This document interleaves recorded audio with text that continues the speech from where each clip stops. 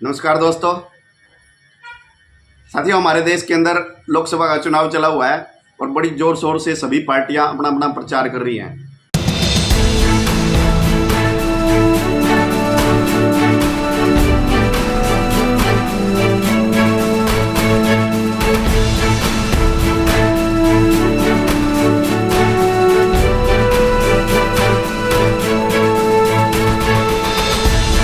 और 2 चरण का मतदान भी हो चुका है हमारे देश के अंदर। लेकिन साथियों, हमारे देश में एक यानी कि बार बार विपक्ष की पार्टियों के द्वारा बार बार ये आरोप लगाया जाता है सिर्फ एक ही पार्टी के ऊपर कि ये पार्टी हिंदू मुसलमान की राजनीति करती है और देश के अंदर जहर घोलने का काम करती है। तो अब साथियों, आज की वीडियो में सिर्फ यही आज हम यानी कि इसी के ऊपर ही चर्चा करने जा रहे हैं। क्या वास्तव में ये पार्टी हिंदू मुसलमान की राजनीति करती है? और जो ये पार्टी सेकुलर होने का दावा करती है, क्या ये पार्टी वास्तव में सेकुलर यानी कि धर्मनिरपेक्षता की राजनीति करती है? तो आज की वीडियो में हम सिर्फ इसी के ऊपर ही चर्चा करने जा रहे हैं। और वीडियो पूरी देखने के बाद तो आप सभी साथियों से निवेदन है, कृपया अपनी राय जरूर दीजिएगा, क्योंकि इसके वीडियो के अंदर आपको 2-3 इफेक्ट दिखाए जाएंगे और जिससे आपको पता लगेगा कि कौन सी पार्टी हिंदू मुसलमान की राजनीति करती है। तो कमेंट के माध्यम से अपनी प्रतिक्रिया जरूर दीजिएगा और वीडियो पसंद आए तो लाइक जरूर कीजिएगा और चैनल पर यदि नए हैं तो चैनल को सब्सक्राइब जरूर कीजिएगा।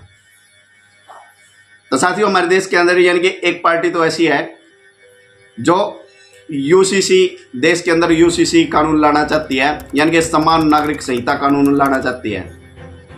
और एक पार्टी ऐसी है कि जो समान नागरिक संहिता को लागू नहीं करने देना चाहती।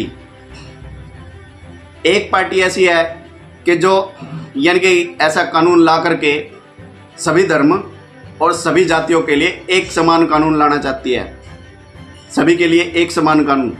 और एक पार्टी ऐसी है कि जो सिर्फ यानी कि एक विशेष धर्म के लिए कानून रखना चाहती है, यानी कि मुस्लिम पर्सनल लॉ देश के अंदर लागू रखना चाहती है।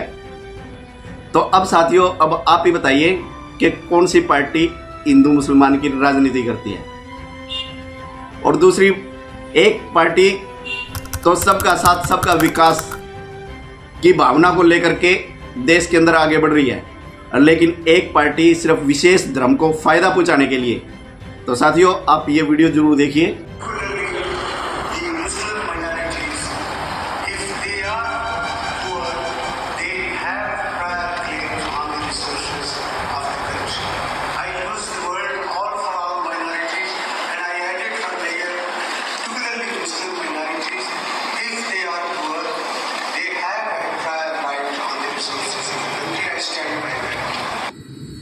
तो देखा दोस्तों आपने, यानी कि एक पार्टी ऐसी है कि सिर्फ धर्म के आधार पर ही भारत के संसाधनों का उपयोग करने की बात करती है।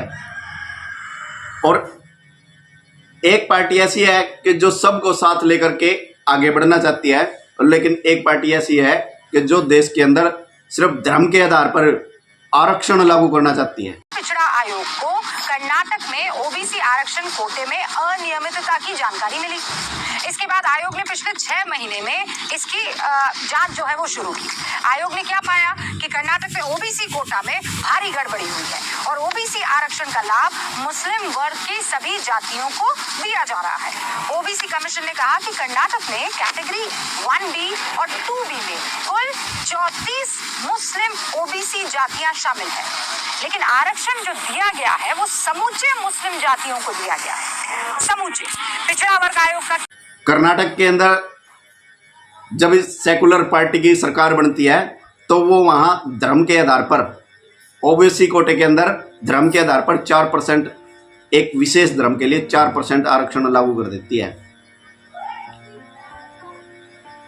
यहाँ तक कि आंध्र प्रदेश के अंदर भी जब सेकुलर पार्टी की सरकार बनती है तो आंध्र प्रदेश के अंदर भी यानी कि ये धर्म के आधार पर आरक्षण लागू करने का प्रयास करते हैं, लेकिन वो बार बार जब कोर्ट के अंदर ये मामला जाता है और कोर्ट ने बार बार इसके ऊपर टिप्पणी की कि देश के अंदर धर्म के आधार पर आरक्षण नहीं लागू किया जा सकता।